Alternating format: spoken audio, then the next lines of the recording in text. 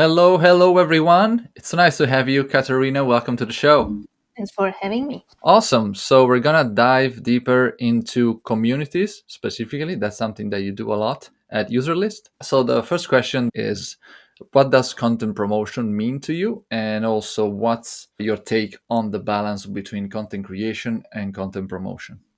For me, it's one unity. Like I can't separate the processes unless you're an aspiring writer.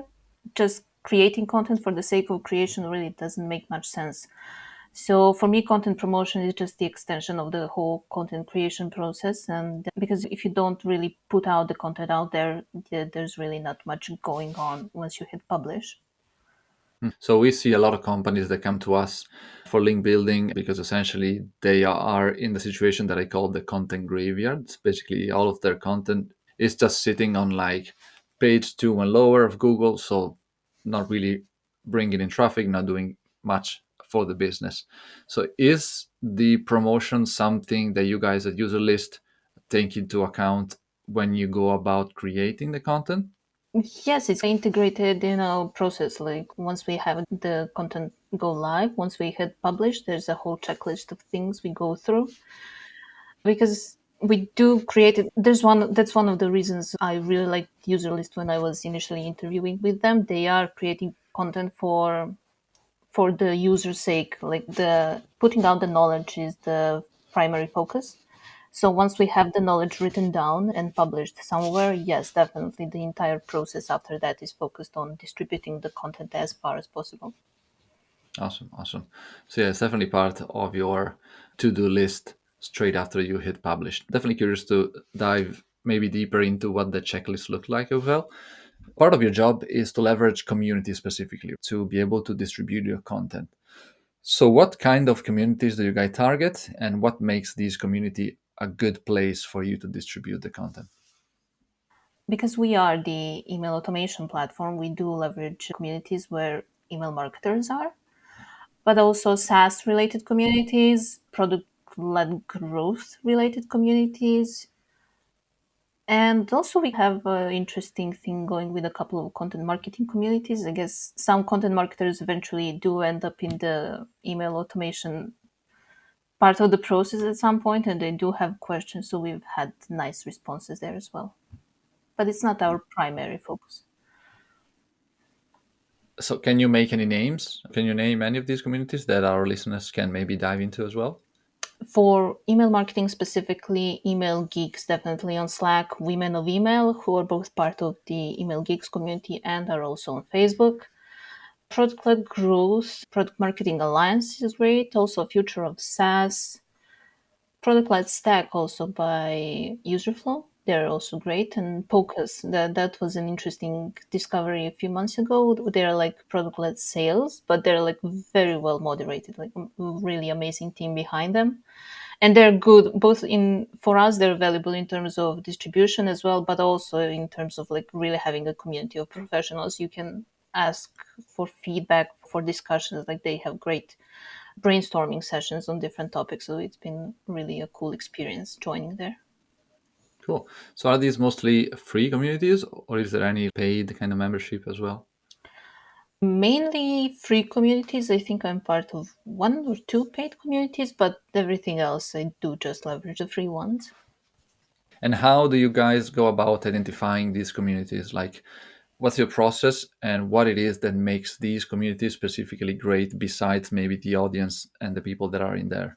Before I joined userlist, we didn't have the whole customer advocacy position in place. We are really a small team, but I'm the sixth person that joined, so I established the process from the bottom up. I was already part of a bunch of communities thanks to my previous experience, so I did have some idea of what kind of communities we wanted to join. As being the email automation platform for SaaS businesses, it was clear that we're pointing towards the email marketer communities and SaaS related communities. So I already had a good batch of half a dozen communities that were active. Usually, what I look for is that those communities are active, are well moderated, and that they have the members are some of the usual stakeholders when it comes to email automation process in the businesses we target. So what do you mean with moderated? Just to have the team who is engaged with the community, who doesn't would make sure that the members to get some value from the community, so they participate in the discussions, they don't tolerate abusive behavior and things like that. So they keep the community clean essentially from spam, basically. Cool. So in your experience, what kind of content perform well? Do you do different type of strategies within this community, or do you just like randomly go out and try to provide value and help people? When it comes to the content creation part, lately what we've been seeing success is like getting good real life examples, like for different email flows, getting actual examples from actual companies we know and use. Because for email marketers, we do have to occasionally go in, check the stats, optimize the flows, and we want to see the other examples. And in general rule, when it comes to content that I do like to follow is to deliver value and to deliver actionable insights and as many real life examples as possible. That's usually like the three aspects that do perform well with the audience. And when it comes to email flows, it's not really easy to stumble into examples just like that. Like you would have to sign up for a tool, use it, go through the process yourself just to see how another company does it. And making sure we reach out because we do know the people in the community, reach out to them, gather examples, and source them in one place, give feedback on what was good, what would be improved. And putting that in one place is one super actionable guide on different email flows that's been performing really well lately, and the communities have been responding really well to that. Awesome, awesome. So what would you say is the format that works best for you? Is it like just posting a link to some article that you have, or just posting screenshots or screen share videos? What does it look like? Most of the communities I'm in, they do have the like shameless promotion channel, so we do post there as well. When I was starting out, we got comment that we wouldn't get too much, not to expect too much engagement there. But if you're not spammy enough, I figure that you still get the nice responses. And I'm trying not to sound too salesy even in those channels. I do. I understand what kind of thought process brings them to reading the article. Oh yes, I have that task in mind. Let's see if I can find something that will help me with that, and then I go with that. I don't go with the salesy copy, don't follow it with the salesy copy or anything. And usually we do get nice responses, we do get follow-up questions, so it's just like a sentence or two. Oh wait, are you trying to revise your cancellation email flow? Check out these examples, and then we do get comments on that, so that is nice. Another thing we do is, and it is a bit of a slow and steady process, but I do, it's a part of my routine to go through communities and relevant discussions on a daily basis, which is a lot of legwork. It seems so at first, but it does help to fill in the blanks at the exact point someone has an issue. So responding to, not that doesn't necessarily mean sharing the link to your content, but you do answer questions based on the content you're familiar with. And it can lead to good relations, and it can lead to people coming back to you with more questions, and then you can proceed with providing more content. Yeah, that definitely ties back into content creation as well. So you get questions from people, then you know what kind of content you should be creating. So then you can use that content back again into answering the same thing for more people. In my experience, I did check some of those promotional channels in some communities, but I did see that there were a lot of people posting, and I thought it doesn't even make sense for me to just post something because in 2 minutes it's basically going to get buried by everybody else posting. So any recommendation or like suggestions for people to go past that? Don't go with the sales intention in mind. Go with the, yeah, this answered that question. You can check it out. And it's just short and sweet and to the point, and then it delivers more results, at least in my experience. Awesome. So is there any other type of promotion that you guys do besides communities? Do you also do outreach? Outreach now, not so much. Now we do heavily rely on like building relationships in the communities and posting in the communities. Other than that, just social media. We rely a lot on Twitter and LinkedIn. And other than that, link building, it is a part of the process. But for me, like for my part of the work, it's mainly the communities. And so, how did you decide internally that, for example, Twitter and LinkedIn were the channels for you to use? When I joined, so both of the user list founders, they are very active on Twitter and they do have engaged community already and a very nice number of following. So it was like a natural choice to proceed with that, and that's been going quite well.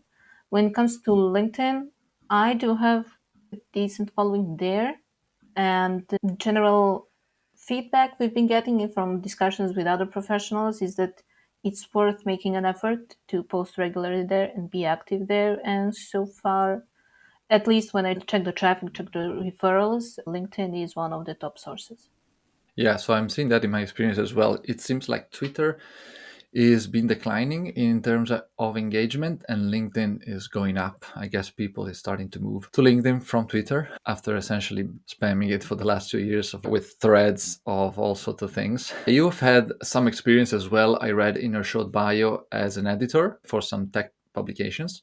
And so I'm sure you've seen a lot of mistakes that people make when they try to reach out and promote their content. So what would you say are the most common?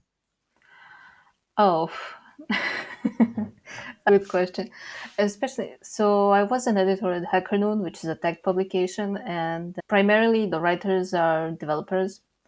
So that came with a lot of super short guides, which like it doesn't help you if you want to publish an article, you have to make it an article. You can't make it 200 words.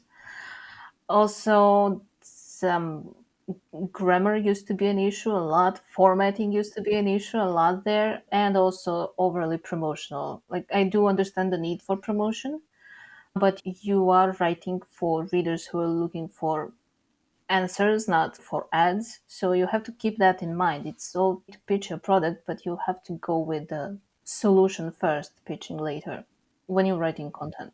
I'm sure a lot of people reached out to you to get backlinks or things like that via email. So, what are some of the worst pitches or examples of outreach that you got?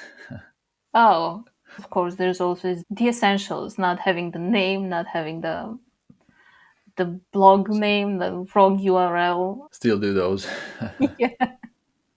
Not a lot has changed since Yeah. 2014. Not really. Especially in the Hackernoon, like we get so it Hackernoon was a it is a tech publication and it has and even as a tech publication it was publishing a lot of versatile content, but it had to be tied back somehow to tech. And we did get cooking blogs, backlinks and similar, so which is I do understand the need, but you didn't understand the assignment, apparently. Going back to communities, how do you guys balance creating content that informative, so providing value to the user, but also content that in a way can sell your product? As I mentioned before, what attracted me to userlist when initially was that goal with doing value first. So it's not really a balance, 50-50 balance for us. We do go always with the trustworthy content, but we do try to pitch in where it is relevant. So if we're explaining an issue and explaining how to solve it, we also mention how to solve it in user list. If we're doing a comparison of the tools, we are of course comparing it to our own tool, but mainly like we are going with value first and then it is a long run. It is a slow and steady battle, but I think in the long run it really does pay off when it comes to building a trustworthy brand. So you talked about comparison. This is something that's interesting to me because we get a lot of clients that ask us if we can promote and build backlinks to comparison pages, which is not very easy, specifically if the client is having a comparison page where it's basically all made up stuff. So they basically like, we do this better, blah, blah, blah. But then if you go and check, the other tool does the same exact thing. So yeah, how do you guys go about doing those comparison pages, and also what's your best strategy for promoting them? When it comes to like the main competitors, we do have comparison pages. We don't promote them a lot, like we don't actively distribute them. They do generate some traffic based on SEO, not much else.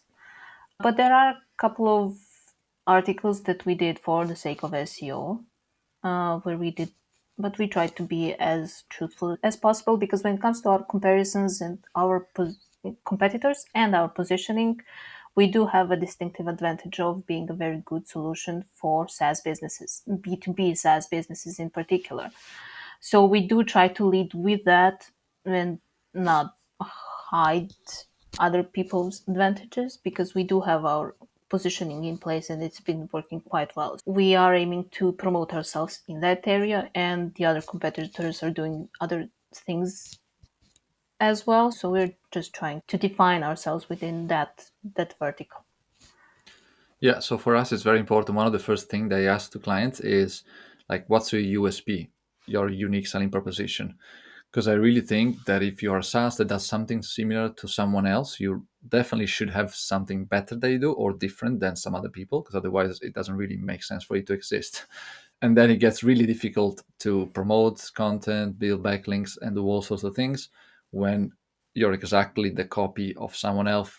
Given in our demo calls, because I often join them, so I like that practice. So if we when we hear out what the business is doing, and we figure out that we are not the ideal fit because they're either not a SaaS business or not a SaaS business that would benefit from what we do, we are familiar enough with alternatives to suggest the one. And considering that we are well placed in our niche, it's not something threatening to us to recommend another solution if that is really a better solution for that user.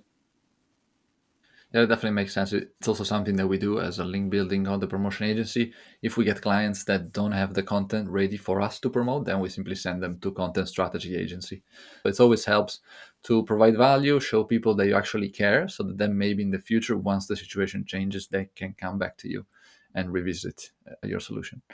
So we talk about communities distributing content. Do you also do some kind of content repurposing? I haven't done it like in the previous year, because I joined like May last year, and we had one very simple, straightforward approach for the first few months until I settled in, get to know the niche better and get to know the processes better. And now we, like before in December, I redid that distribution checklist that we mentioned, that it's more a bit more extensive and a bit more efficient.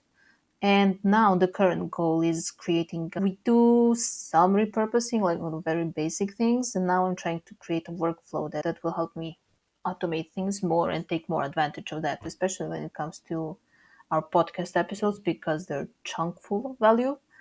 But we are like, for now, the only repurposing we do is just creating evergreen tweets that we post on, like on an ongoing basis. Nothing else from that. But I'm currently one of the most interesting projects I'm having. Yeah. And so, what's the starting point for your content distribution? Is it blog articles? Is it the podcasts?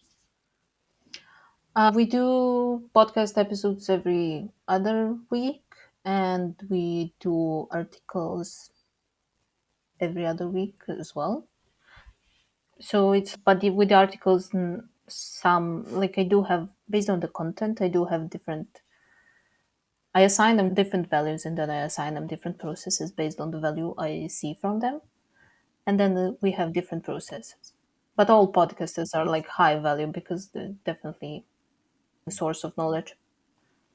It's basically gonna look like a different checklist for each different type of content. In terms of value, first off, how do you measure value of the content? So what's the business goal maybe behind that? And the second thing is, how do you measure the success for your distribution efforts essentially?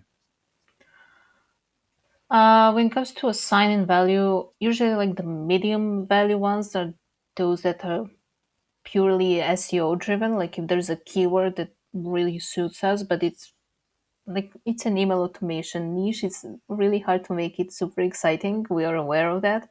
So some topics are barely purely based on the SEO value, and you can't generate a lot of buzz with them. We do like a medium value promotion for them. The other ones that are like topics generated from communities or from a very interesting conversation on the podcast, those definitely can be more controversial in a way, or more interesting, or more including more real life examples that are valuable and that draw attention. So based on that, it's not like a strict science, it's basically more experience on what has been working so far. Cool. So yeah, you don't have a fixed graduatory for the values. It's basically just a call that you make every time. Yeah, but an educated guess. Like we've seen what's working, so now we know how to focus our attention. And when it comes to KPIs, it's really hard to determine the KPIs of the distribution, especially when the community part, it's really hard to track. And the attribution is an issue, but we're trying not to read too much into that. For now, I just follow the overall trends in traffic, sessions, visits, social media engagement, and that's it. And based on the trends, we see how we're performing. So when someone signs up to use a list, for example, and they start using the product, do you have a questionnaire that's asking them where they found you or where they come from? I think yes. Yeah, because that's typically how we internally as well measure where people come from. So I know if they're coming from because they heard me on a podcast, if they're coming because they saw me on Twitter, or if they've been referred from other people, things like that.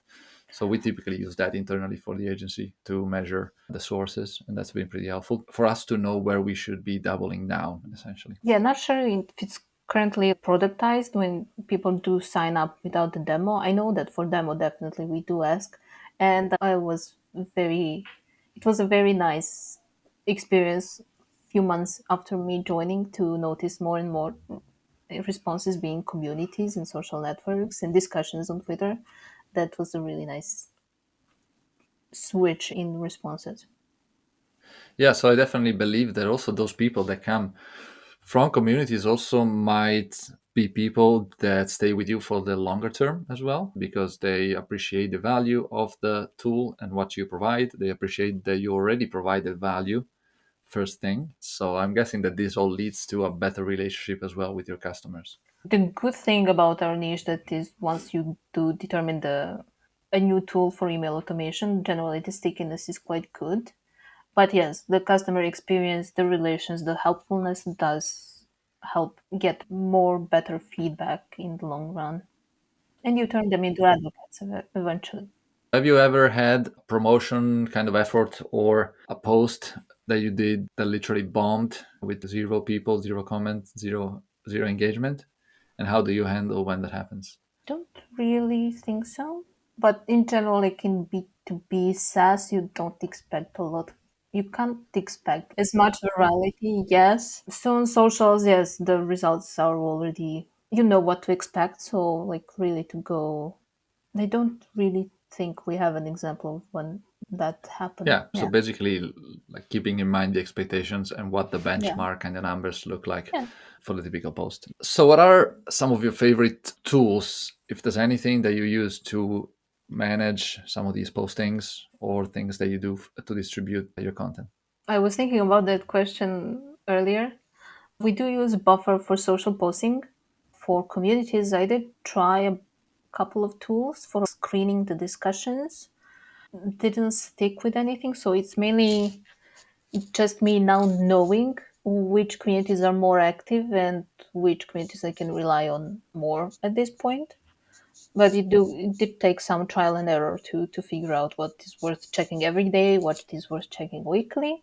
I am currently testing, trying out tools that could help generate Twitter copy for the like evergreen promotion, but that's been like spotty and the results haven't been like, it still requires a lot of moderation, so sometimes it's just easier to create them on your own than try a new tool. But fingers crossed it will help. And do you use any filters for notifications on Slack? Because I know you can set up notifications for specific words or things that people say. We do want to just check for user list on Slack, on Twitter, and we've been getting that. And also, yeah, I've been using Hootsuite for moderating the other relevant keywords like email automation, email marketing, SaaS email, but they are excluding their free plan. So now I'm not sure if the value I've been seeing from the tool justifies the switching to a paid plan. And what's the SEO tool they use? They use Ahrefs, SEM, right? Yes, I think Jane uses Ahrefs. I'm not sure. Jane is the co-founder that leads the content creation part. I know she uses Ahrefs. Not sure what else she uses. Cool. So, are there any trends or things that you're seeing in the space that you think might impact both content creation but also content distribution? I've been noticing more and more marketers mentioning and testing out content repurposing like since November, December. Like it's been a buzz lately. I don't know why now, as it's not like a new term, but something has been happening. So more and more focus on content redistribution. Yeah, my last question, and this is always challenging for some people because not everyone is a nerd like I am. But if you could have any 80s or 90s movie character promote your content, who would they be and why? And that explains the posters behind you, right? Yeah, exactly. So Elwood's would be early 2000s, wouldn't be 80s and 90s. Hmm. Yeah. Yeah, the 90s. Yeah, whatever Um, work at this point. yeah. I'm willing to accept and go all the way to the 2000s. I think not really a movie character, though there was a movie, but I think Master Splinter. Oh, yes, that's awesome. Yeah, that's also 80s, 90s, so that works. Cool. Yeah, but he was wise, he was knowledgeable, and he only spoke when it was relevant, so he wasn't too pushy. I think he would fit Awesome. well. I like that. I like that. Cool. Thanks a lot, Katarina. Is there any final thoughts that you would like to leave our listeners with? And where can people find you? They can find a bunch of our super awesome, valuable content on userlist.com. I am active on Twitter and LinkedIn. I think you'll be linking to them in the show notes. So feel free to reach out and ask me any nerdy questions about email marketing and email automations anytime. Oh, and we can also share dog pics and cat pics anytime. Awesome. Those always work. And yeah, definitely recommend that everyone check out the podcast as well. You guys have two. Better Done Than Perfect is the userless podcast. Jane also leads UI Breakfast, that is more design oriented. And Benedict, the other co founder, he has his own podcast, which is called Slow and Steady. And yes, we do rely on slow and steady and better done and perfect as our general motto for things we do. Awesome. Awesome. Cool. Thanks a lot, Katarina, for being on the podcast. And yeah, we'll talk soon. Thank you for having me. It was so nice.